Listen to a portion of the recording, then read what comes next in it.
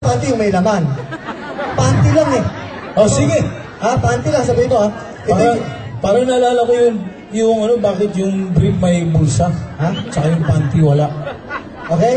Di ba? Si Gonzal Ompong nagsabi niyan eh. Kaya nga bakit daw yung brief may bulsa, yung panty wala. Palagay ko alam na nila yun. Sabi niya, pakiulit lang sa maraming tao. Sige. Gusto lang mo malaman niya. Kaya daw ang brief may bulsa, lagayan daw po ng asin. Bakit may asin? Para sa itlog. Mas masarap daw kainin ng itlog kapag sinasawsaw sa asin. Ang panty, wala ng bulsa yung panty. Bakit? Mahanap na raw yung daing. Hindi raw makakain ng daing pag nilagyan mo pa ng asin.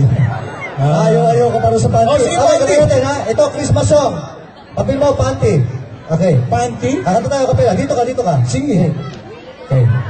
1, 2, 3. Noong 1993, buwan iyon ng Disyembre, sa aming eskwelahan, kasama ba ako? Gumawa ako ng Christmas tree, kay taas ng Christmas tree. Bakit solo mo? Bukod sa kisame, kulay-kulay ang mga ilaw, may pula, asul at berde. Wala namang panty May estudyanteng babae umakyat sa Christmas tree. Nadula siya sa isang sanga, sumabit ang kanyang panty. Sumigaw ng saknolo ang babaeng estudyante. Nang siya'y tanggalin ko, lalong nawasak ang kanyang panty. May isang teacher na sexy, nakialam sa insidente. Panty! Hoy, wala pa. Pag-akyat niya'y sumabit din, ganun rin ang nangyari. Panty! Wala pa.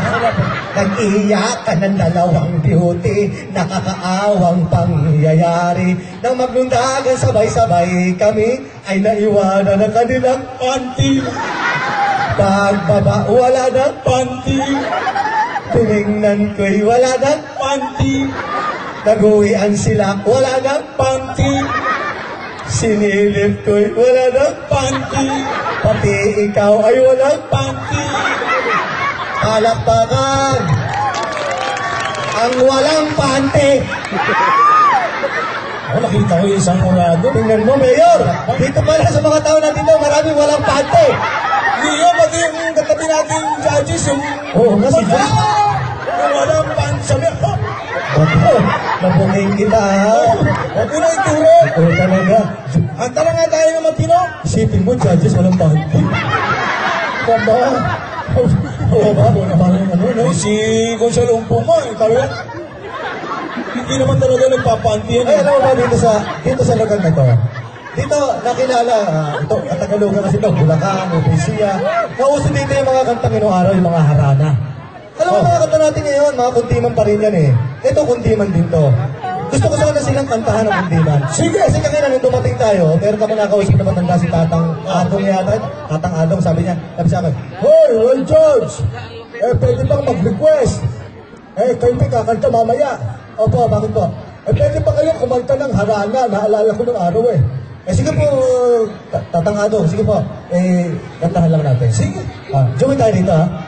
Baka panty na naman to. Ay, hindi na panty. Di, mas gusto ko kantahin natin. Mas gusto ko panty na lang. Bira ka naman, oh. Awit na kanta to. Ha? Sige. Okay, ilagay mo, maestro. Para kinatanong sa inyo po lahat, ibalik po natin yung kanta dati. Ito po ang mga sinaunang kanta, pero pag naalala, maganda. Join tayo. Oo. Ayan. Okay. Join tayo dito, ha? Sige. Pag ginanyan ako, pasok ka, ha? Para kinatanong. Tingin mo, ilog, itong aking awit. Itong awit na aking inaawit. Kahit ito ay walang kwentang awit. Basta sa inyo ako'y puro awit ko. Pasensya ka dito sa aking awit. Pagkat ito'y kaisa-isa ko lang na awit. Sakali bang di ayos ang pagkakaawit, pasensya ka't ako'y di marunong umawit. Pag puro awit ako,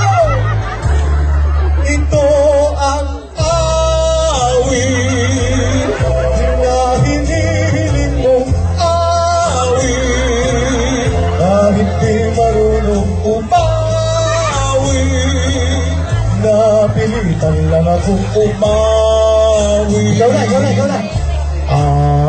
Aawitan kita nitong awit ko na kanta.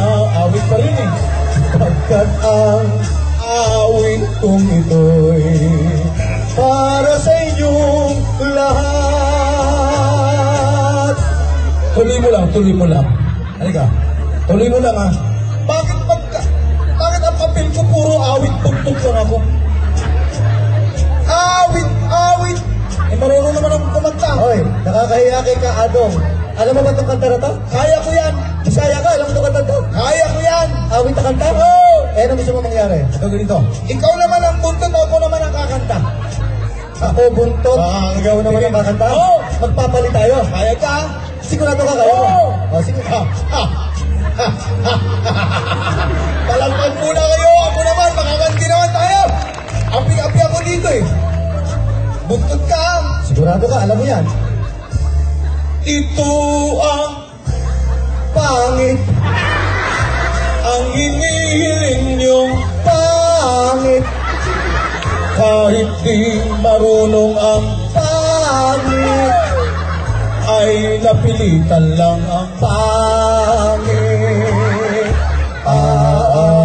aawitan kita nitong awit naming kanta, pagkat ang awit namin ito para sa inyo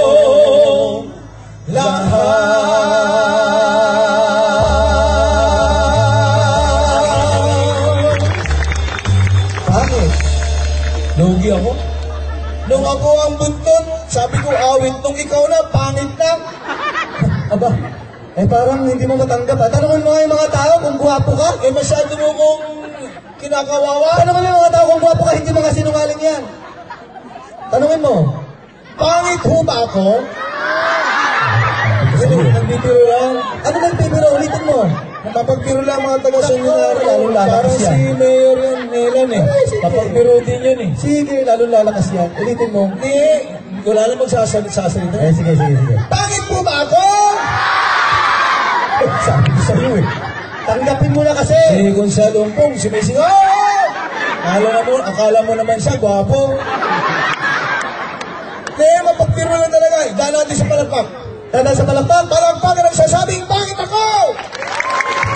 Hina. Ano mahina? Ang hina. Ang dami. Ulitin mo, lalong lalakas. Palagpak na nagsasabing, pangit ako! Sabi ko sa'yo eh. Palagpak na nagsasabing, gwapo ako, ang hindi pumalagpak, mamamatay bukas! Bakit may kasama pa rin ako? Kailangan takutin ng tao dito. Ikaw talaga. Pero alam mo, yung kanina yung mga kumakanta. Ako, amateurista rin ako dati. Maturista. Champion ako ng Reginate eh. Ano kinakanta mo dati? Ay, maganda. Yung mga, usong-uso nung araw, yung mga Anthony Castello. Anthony Castello? Oo, panglaban talaga yun. Paano? Gusto mo, sample ko? Anong kanta? Sige, yung hahanapin ko, introhan mo lang. Hanapin ko? Kunyari,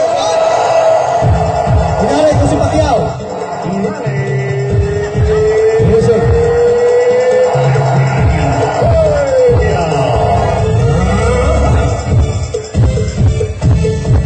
saya-saya ang bawat Pilipino, kahit kay Manny Pacquiao o si Singero.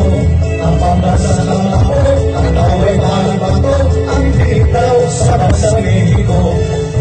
Si Velasquez, Marquez, Larios at Barrera, kay Pacquiao sila ay hindi nakaporma.